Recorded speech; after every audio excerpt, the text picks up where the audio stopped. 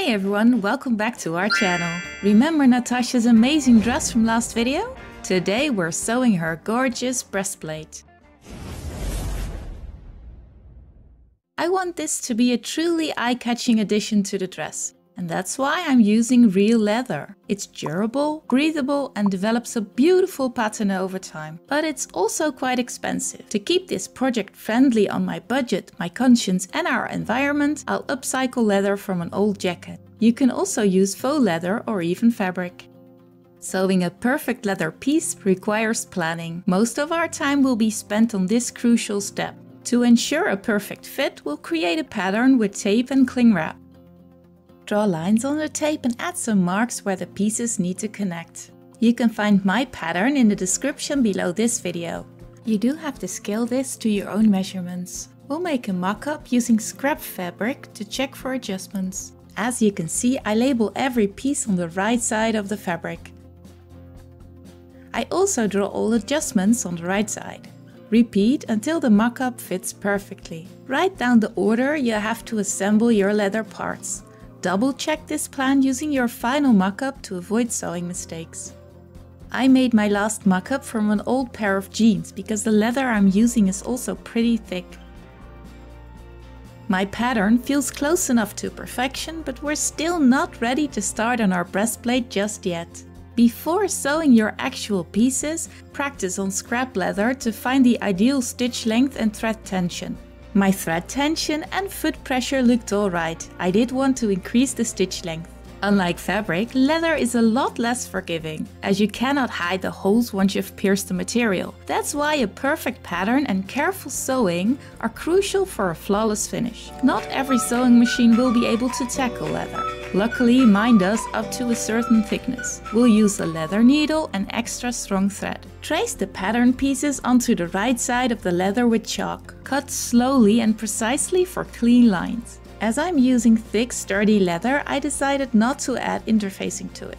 But if you think your leather needs it, you should definitely apply interfacing to add stability. On pattern piece A, I added a floral pattern with chalk. I marked this on the wrong side of the leather. This was easier to trace the pattern because of the structure on the back of the leather. Sewing this pattern takes quite some time, if you want to do it properly.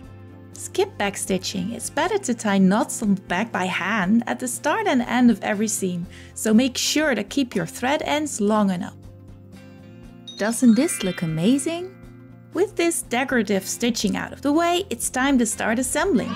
Most of the seams are pretty easy, like this one. Pattern piece D will just lay on top of B. I wanted the two cups look more integrated with pattern piece D, so I stitched them right sides facing each other. Because of the thickness of the leather, I'm regretting this a bit. It looks fine, but it took a lot of time. I struggled quite a bit and had to fix the corner. And I think they would look just as nice had I sewn them the easy way like the other seams. Time to let go and move on. Pay attention to pattern piece F when you sew it onto C. Make sure to keep the seam out of sight on the top of F and stitch the bottom half close to the edge, as this seam will remain visible. Pattern piece D is sewn in a few steps. Make sure to get the needle in exactly the same position you stopped sewing in the previous step. This way it will look like you sewed it in one single go. Once everything is attached, it's time to sew the dart at the bottom. This will make our breastplate even more rounded. The raw edges of the breastplate won't stay that way for long. We'll be giving them a precise trim, ensuring each piece connects smoothly. With a final stitch around it, we'll transform this collection of parts into a finished breastplate. Rick created a set of golden foam buttons. These buttons are hand painted so you can see the brush strokes. This diamond shape will go in the middle. The two round buttons will go on each side.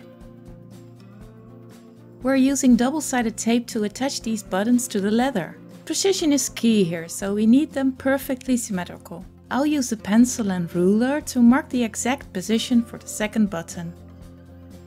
I'm double checking their orientation to make sure those strokes all flow in the same direction. Once the buttons are attached, our breastplate is ready to be united with the dress. We'll be hand sewing the breastplate onto the dress. First up, we'll be stitching the dart on the bra itself. This little detail helps create that perfect sculpted fit. Then, once the dart is done, we'll carefully connect the edges of the breastplate to the dress. And voila! My Natasha cosplay just got a major upgrade. Leather's a dream to work with, easy to upcycle, durable and beautiful. I loved creating this piece and I can't wait to show you the belt and other details next time. Hit that subscribe button and let's keep making cosplay together. See you next time!